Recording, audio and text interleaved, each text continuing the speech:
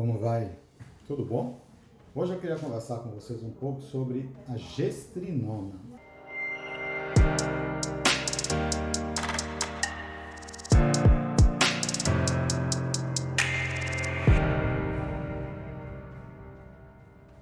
A gestrinona é um hormônio bem conhecido, é um medicamento, em verdade, bem conhecido, que as mulheres têm usado recentemente com muita frequência.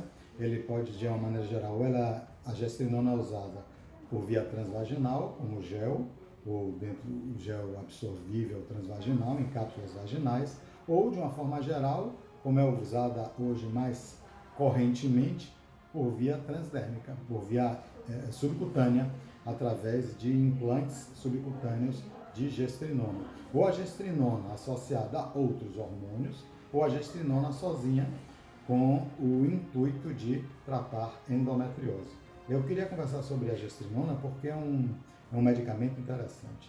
A gestrinona é um medicamento sintético, não é um hormônio, ele tem função hormonal, ela veio, na verdade, é como se fosse a Eva, que veio da costela de Adão. A gente faz essa associação. Por quê? Porque, na verdade, ela vem da testosterona. As empresas, os bioquímicos pegam a testosterona, da testosterona eles fazem uma progesterona por meio de modificações químicas sintéticas. Então, na verdade, a gestrinona é um progestínico, é um medicamento com função progesteronal, ou seja, função progestínica, mas vinda da testosterona. E qual a função? Para que foi feita a gestrinona? A gestrinona, ela é muito importante porque ela diminui muito, como ela é um progestínico, ela funciona como se fosse uma progesterona potente, mesmo não sendo progesterona. É um hormônio sintético, não é um hormônio isomolecular como os nossos. Então, a gestrinona, ela como é uma progestínica sintética potente, ela inibe o estradiol, zera praticamente o estradiol. Mas qual a vantagem de se zerar o estradiol? É porque tem algumas doenças sérias e que acometem hoje muito frequentemente as mulheres, onde há predominância estrogênica. A predominância estrogênica é aquele quadro clínico onde há uma quantidade de estradiol não, digamos assim, modulado pela progesterona, e esse nível de estradiol é suficiente para causar proliferação em muitos tecidos dos órgãos femininos, como, por exemplo, causar proliferações endometriais, causar adenomiose e causar endometriose e causar também adenomas mamários. Então, a gestrinona, como ela diminui o estradiol, ela diminui os efeitos desse tipo de patologia. Então ela foi criada há muitos anos, inclusive, para diminuir os efeitos da predominância estrogênica. Então, mulheres com adenomiose, principalmente com endometriose, com adenomas mamários, essas mulheres TPM, menstruação excessiva, todas essas mulheres se beneficiam com o uso da gestrinona, porque diminui muito os níveis de estradiol. Mas o que se observou também, que a gestrinona, além de diminuir o nível de estradiol e o nível de progesterona natural, ou seja, ela age como se fosse um anticoncepcional, porque ela diminui o estradiol nos receptores ovarianos de estradiol e diminui a progesterona, ela diminui também o SHBG. Na hora que ela diminui o SHBG, ela permite que mais testosterona livre seja liberada para os tecidos do corpo. Então ela aumenta, em contrapartida, a testosterona.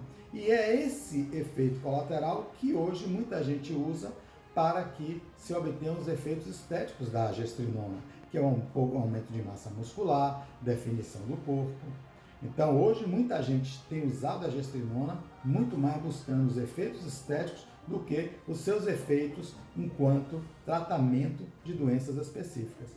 Enquanto o tratamento de doenças específicas, ela é muito eficaz, muito embora, na minha concepção de muitos colegas, é muito mais interessante você iniciar o tratamento com a progesterona natural, que afinal de contas a função da progesterona é modular o estradiol. E se você tem bons níveis de progesterona, você equilibra e não permite que haja a predominância estrogênica. Em não havendo a predominância estrogênica, você não terá as doenças relacionadas à predominância estrogênica, ou seja, tratando com progesterona, você irá tratar adequadamente a endometriose, a adenomiose, adenomas mamários, a TPM, a menstruação excessiva. Então, é um hormônio natural com efeitos não só para controlar a predominância estrogênica, mas outros efeitos muito importantes, como modular o sono, diminuir a depressão, emagrecimento, diminuir o edema, diminuir a cefaleia. Então, a progesterona tem outras funções muito importantes. E, de uma maneira geral, quem tem predominância estrogênica é porque tem pouca progesterona. E nós temos que convir que quem dosar sua progesterona, infelizmente, na maioria das mulheres, essa progesterona vai estar baixa. Então, a minha primeira opção para quem tem predominância estrogênica, ao invés de entrar com gestrinona, seria entrar com progesterona. Se a progesterona em níveis adequados, não em subníveis, em níveis adequados, não conseguir controlar, você pode lançar mão, então, da gestrinona. O grande problema é que a gestrinona tem sido desvirtuada porque justamente tem sido muito usada como um medicamento que vai promover uma estética melhor na mulher. Mas não é toda mulher que vai se beneficiar com essa estética produzida pela gestrinona, porque o que ela faz é apenas aumentar a testosterona. E como nós sabemos, a testosterona muito aumentada é um hormônio predominantemente masculino. A mulher tem que ter níveis adequados, mas os níveis adequados da mulher vai em torno de 70, 80. Nos níveis masculinos vai de 700, 800, 900. Olha, a diferença é muito grande. Então, a mulher tem que ter testosterona em níveis adequados, porque se os níveis não ficarem adequados, ela vai ter os efeitos colaterais que a testosterona causaria na mulher. E quais seriam esses efeitos colaterais? Primeiro, testosterona, como é um hormônio predominantemente masculino, ele traz para a mulher formas masculinas. Então, a mulher perde um pouco cintura, perde um pouco o quadril, a mulher tende a ganhar um pouco de abdômen, porque a testosterona ela permite um pouco mais de resistência à insulina, ao contrário do estradiol, o estradiol diminui a resistência à insulina. Então, esses efeitos colaterais existem, ou seja, a mulher perde quadril, perde cintura. Isso não é bom para a mulher tem que ter as formas femininas normais. Além disso, a mulher pode, como efeito colateral, ter muita oleosidade na pele, muita acne, pode engrossar um pouco a voz, pode ter um pouco de queda de cabelo, pode ter também um pouco de aumento de clitóris. São efeitos colaterais que vão até 30%, ou seja, 70% das mulheres não vai ter efeito colateral nenhum, mas 30%, que é até 30%, dependendo do tipo de efeito colateral, mas é um valor significativo. Entre 10 mulheres, 3 terem efeitos colaterais nesse sentido, não é legal, as mulheres não vão se beneficiar com isso. E tem que se prestar atenção, para que a gente vai utilizar um hormônio sintético não idêntico ao nosso para obter os efeitos colaterais dele? E se os efeitos colaterais desse hormônio, o aumento da testosterona, não é melhor você aumentar a testosterona de forma natural? Se você precisa aumentar sua testosterona para ter os efeitos benéficos da testosterona, vamos aumentar de forma natural. Vamos usar o DEA. O DEA se transforma. Predominantemente nas mulheres, a testosterona advém do DEA. Se você repõe DEA, você está repondo testosterona. E não atrapalha os seus hormônios naturais. Não atrapalha seu estradiol, que já falei em vidas anteriores, é importantíssimo para a sua saúde. Não atrapalha a sua progesterona, que é importantíssima para a sua saúde.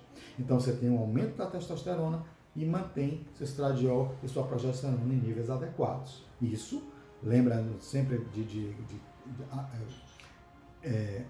afirmando o seguinte, que quando você não tem doenças associadas, se você tiver endometriose, aí são outros 500, a gente vai avaliar a progesterona e ou a gestrinona, mas eu estou falando do aspecto de estética.